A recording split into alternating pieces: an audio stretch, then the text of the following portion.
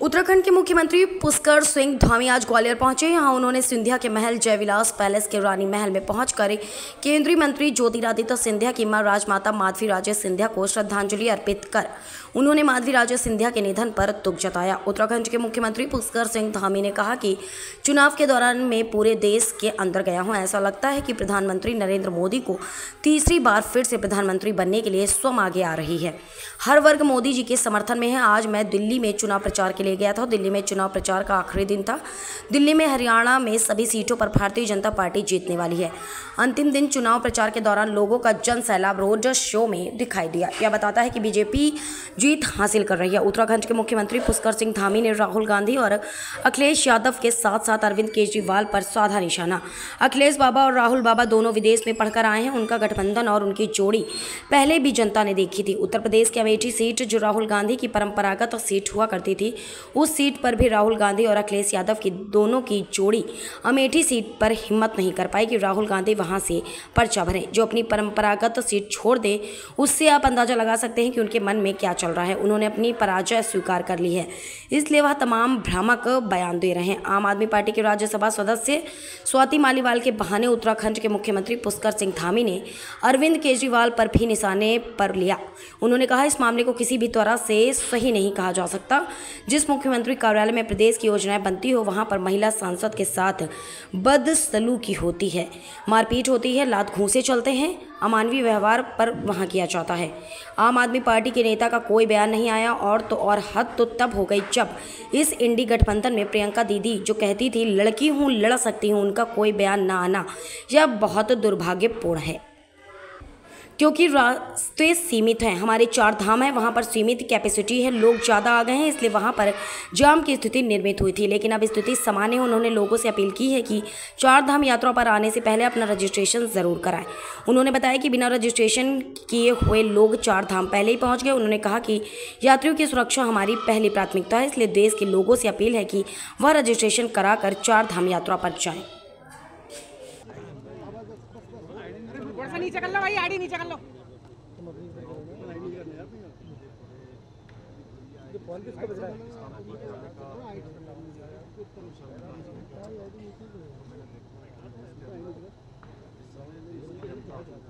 बिल्कुल मुंह नहीं दिख रहा उनका, पता है, थोड़ा सा डाउन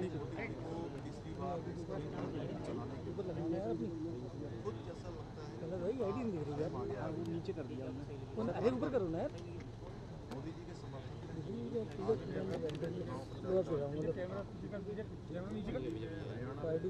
कैमरा नीचे करना है यार।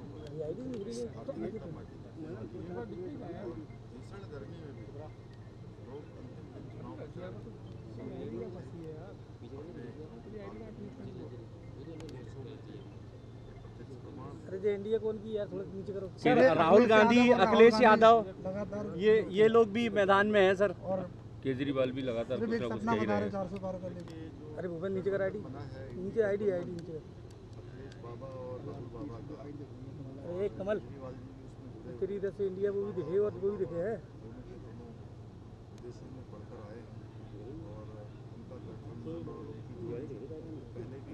नीचे कर पहले परंपरागत परिवार की सीट हुआ करती है, उस सीट से पन्ने दो ना थोड़ा यार, ऊपर नहीं कर पा रहे बस। वो जोड़ी वहाँ भी हिम्मत नहीं कर पाई कि राहुल गांधी वहाँ से पर्चा भरे। इसका सीधा प्रत्यक्ष प्रमाण है, कोई मैं नहीं कह रहा हूँ, आप सब समझदार लोग हैं, इसके लोग भी समझते हैं कि जो अपनी परंपरागत सीट छोड़ दें तो आप समझिए कि उनके मन में क्या चल रहा है। उन्होंने जो तमाम भ्रामक बयान और इस प्रकार का प्रचार कर रहे हैं। सर स्वाति मालीवाल को लेकर क्या कहेंगे सर, जो घटनाक्रम हुआ अरविंद केजरीवाल के दफ्तर में हुआ सर? देखिए बहुत ही नीचे कर ले यार कमल यार, मायने में इसको सही नहीं कहा जा सकता।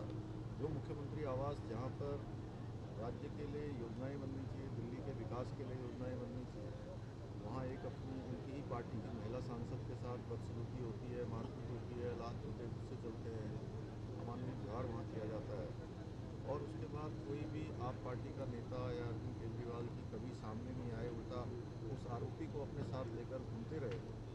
और इतना ही नहीं, पूरे जो ये गठबंधन है इस गठबंधन का भी कोई भी नेता उसमें आगे आकर उसने कोई बात नहीं करी, किसी प्रकार का खंडन नहीं किया, किसी प्रकार की बातचीत नहीं की। और हद तो तब होगी जब इस गठबंधन में